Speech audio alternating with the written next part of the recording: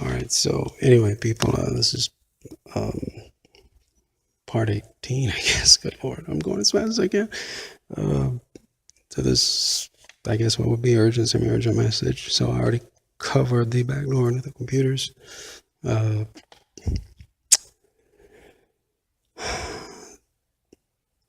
before I forget to mention it,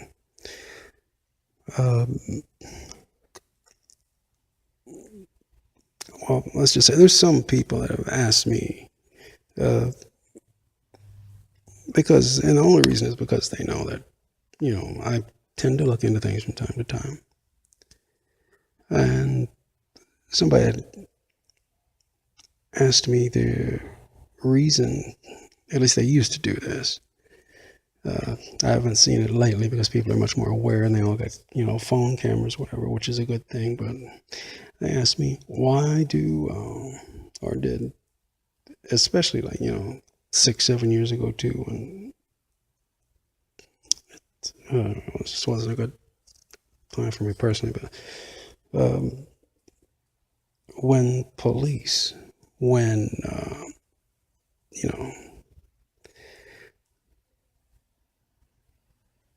hang on. They would ask me the reason for when police arrest somebody, or let's say in a public place, and they get somebody down, and they're not doing anything. They just listening. It's obviously they're being wrongly arrested, as most of them are nowadays, and actually they all have been until now. But anyway, they would say, why, even though it looks like the person's not doing anything, is the police officer saying, like they'll be shouting it, like, stop resisting, stop resisting, stop resisting. All right, that is something I call instant public conviction. What it does is it establishes a record. So if the other officers are there,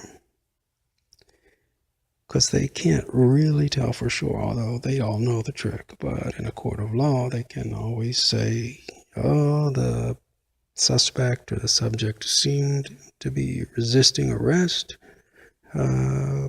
And if they're asked why, they say, oh, well, because the officer seemed to have a little difficulty. He was saying, stop resisting, and then boom, it's a record. Just one of the many horribly dirty tricks that they pull. And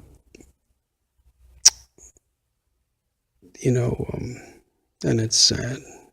I've seen them just literally take down little old ladies, or really old men that can they can barely walk. They can literally barely walk, and the kind that need walkers or canes, and they're tackling them. It's just unbelievable. But as far as the why are they saying stop resisting, stop resisting? That's what they're doing. They're establishing public record in their favor and establishing witnesses in their favor. And the witnesses don't even know it. There is one more I'll just add, which I've personally witnessed this. I mean, they'll, if they're just, I call this the communication version of what I just told you about, stop resisting thing. That's when they've gotten them, like, in some kind of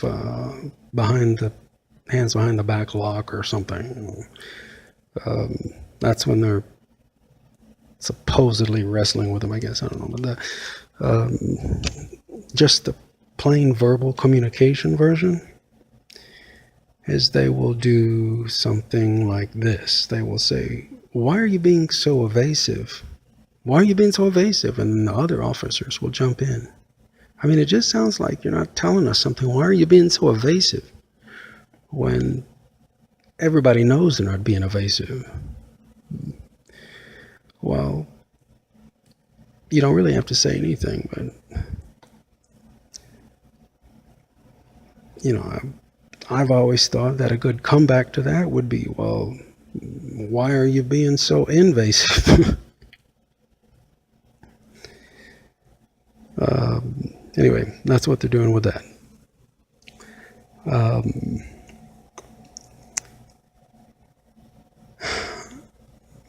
I'll save that and pair that with the mine stuff, so I'll save that. All right, I'm just gonna start knocking off listings that I have here written down.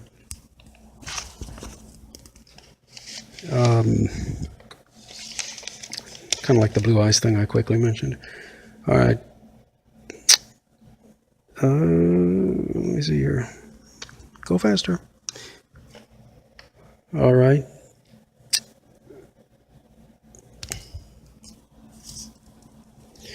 People, I might add a thing or two here before I'm done here tonight, but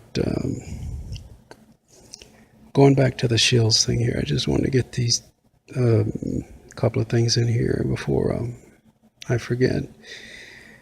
Regarding going back to Heather's case, Heather and Randy's case, I always call, if you hear me say Heather's case, that's what I'm referring to. I just somehow tend to, even though it's the bigger parts on to Randy's part, it's mostly Heather a picture. Sorry, Randy, no offense. Anyway, what I've noticed recently over the past couple of days, especially today, is that I want to say there are two, I have to, kind of keep an eye on these. This is a good case, people, if you're wanting to monitor how these shills are working. This is a good one to monitor. Now, it seems that there's one gentleman who claims that he started a quote unquote, I believe as I heard him say this whole thing, although dates tend to prove that statement wrong. And another thing about the shills, people, don't forget, they do change their dates. I'm sorry, I've caught them so many times. They change their dates. So, oh, look, see, this is told you so 2-3 years ago. Funny, because I never saw, and I'm, I guess you could say I'm online quite a bit. Even in the same, let's just say, demographical subjects. But funny, I never saw this individual's account before. Never. As a matter of fact, I even had one that kind of took a bite off of one of the words in my account name. I'll leave that at that. And remember what I said, people. One of the best ways you can tell is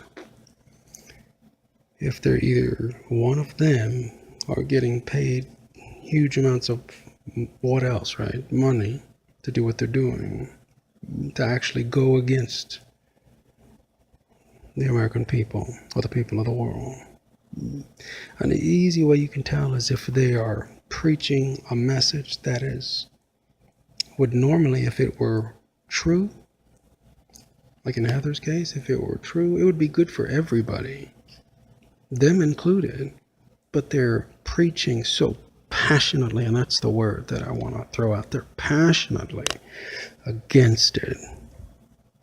Why would they do that when they know that it could benefit them as well? And they'd rather commit treason against the American people? Very easy.